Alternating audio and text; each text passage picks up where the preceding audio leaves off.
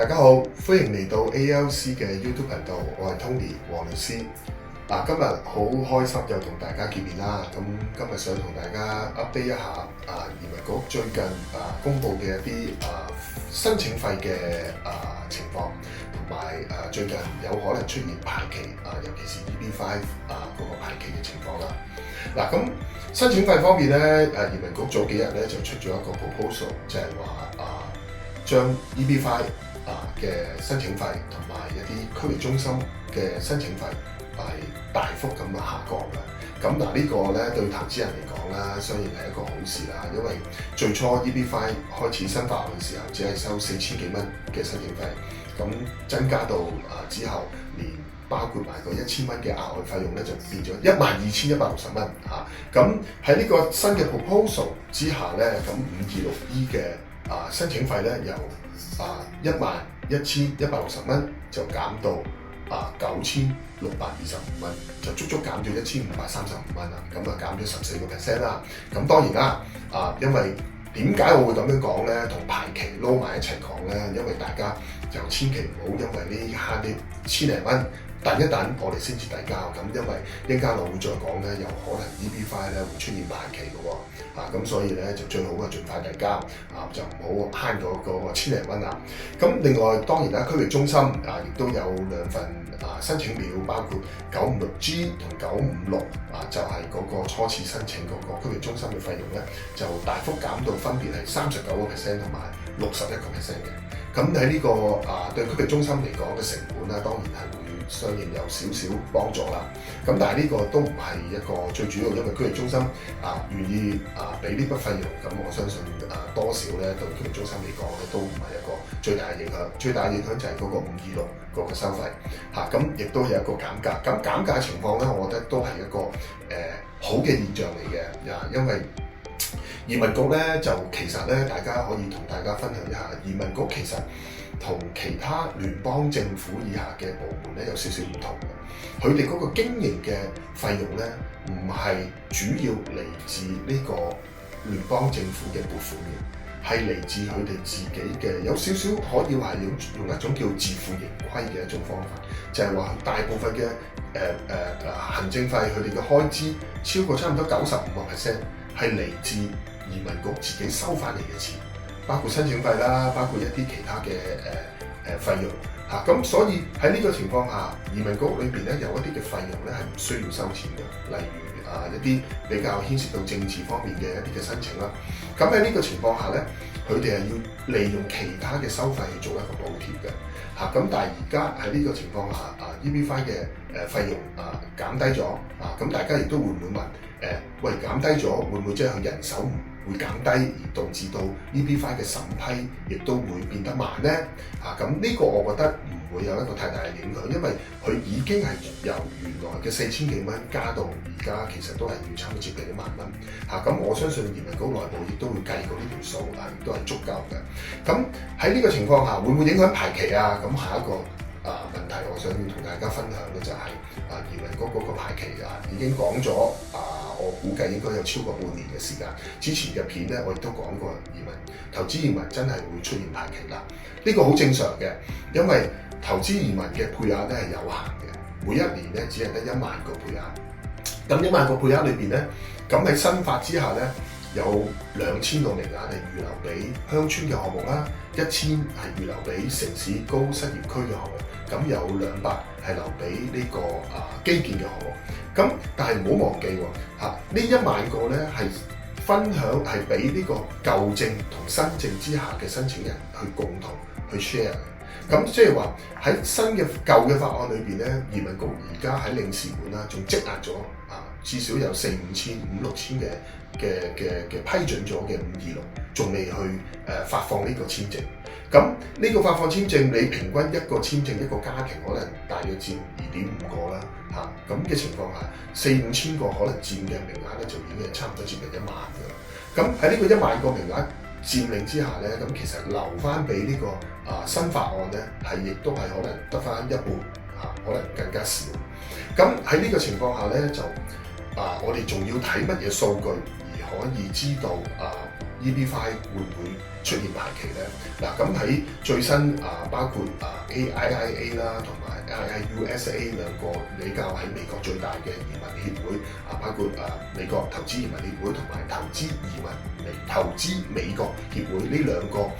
最大嘅組織咧，就公布咗一啲嘅數字，就喺2025年1月移民局佢哋通過一啲程序我哋叫做 FOIA 嘅程序咧，就係可以通過同移民局去攞到一啲內部嘅資料，去公布咗一啲嘅數字出嚟嘅。咁呢數字我可以同大家分享一下咧，就係到目前為止咧，呢個 EB-5 喺2025年1月30號咧已經審批咗呢個唔係之前係淨係嗰個年度2025年1月審批咗呢個鄉村嘅申請人鄉村項目嘅申請人係有1126份。咁而係呢個城市高失業區咧，係審批咗有351份。嗱，你大家要記住，1126份嘅鄉村項目，佢佔嘅名額咧，可能係要大約係2300至2400嘅名額。咁而呢個高失業區嘅項目咧，佔嘅名額咧就係可能大約係700。嗱，我哋係未計算，已經而家喺度繼續審批緊。而我哋只係計算已經審批咗，唔係計算佢遞交咗。因為審批完之後先至係會正式佔用嗰個名額嘅。咁喺呢個情況下咧，呢兩個協會公佈出嚟嘅數字咧，就係話喺2025年財政年度鄉村項目嘅名額只係得4416，而城市高失業區嘅項目咧嘅名額咧係有2208個，而基建項目咧有442個。嗱，咁我頭先所講嘅數字係基本上係唔足夠去比頭先我所講嘅數字嘅，因為點解咧？因為淨係中國大陸佢今年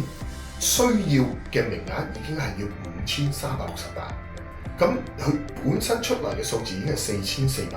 咁佢需要嘅名額係5300幾。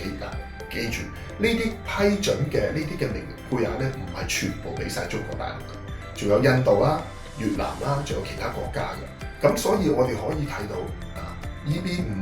鄉村項目又好，城市高失業區項目又好，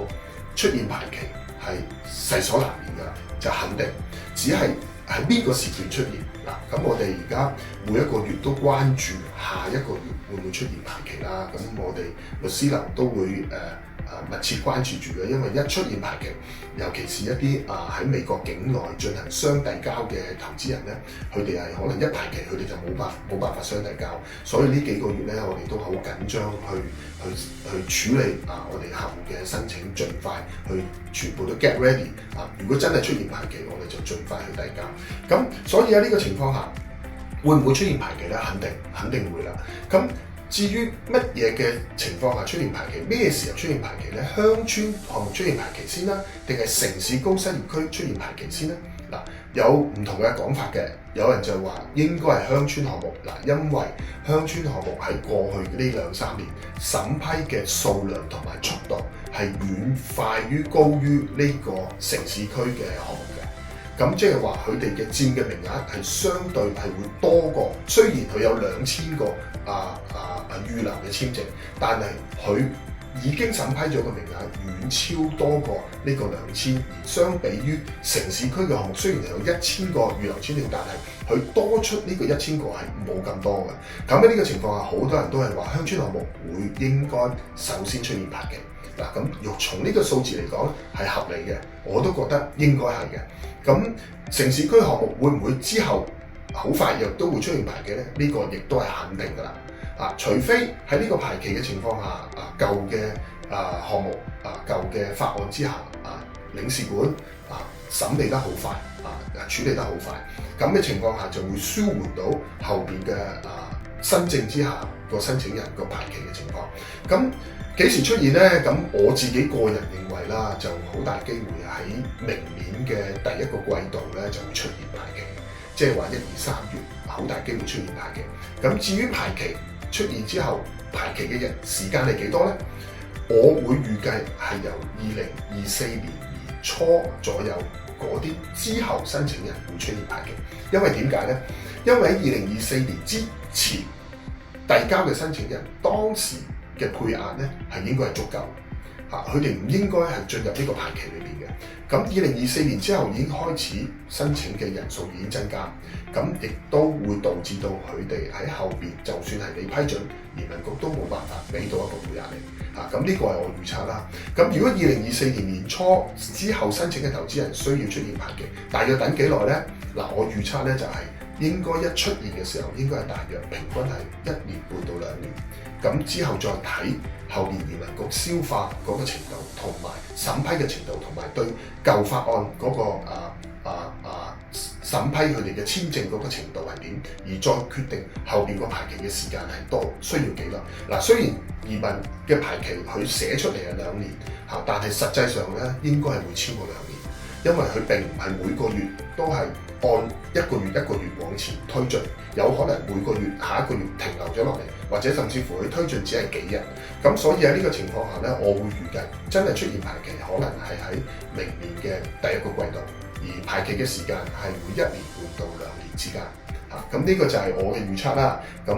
我哋亦都會密切關注呢個移民嘅排期嘅情況，會同大家做一個 update。但係無論如何，如果大家真係已經諗住去做呢個投資移民申請嘅，我會建議盡快因為個排期嘅情況下咧，我會下一集會同大家講下嗰個移民局最新嗰個鎖零嗰個情況。如果你仲唔盡快遞交，將來你嘅排期就會越嚟越後。同埋最重要就係，如果你個孩子你個仔女已經喺美國讀緊書，可以進行雙遞交嘅，你就一定要把握呢個最後嘅時間機會去遞交呢個申請，而將你個細路嗰個年齡係可以鎖住。咁呢個咧就係目前而家最新嘅情況。咁如果有啲咩最新嘅 update，我會同大家再分享。今日到呢度為止。多謝大家。歡迎大家繼續支持我哋 ALC 香港辦事處嘅 YouTube 頻道。如果有咩任何嘅問題，可以隨時歡迎聯絡我哋嘅 ALC 香港辦事處。通過佢哋咧，亦都可以揾到我，可以俾你一啲嘅法律上嘅意見。多謝大家，拜拜。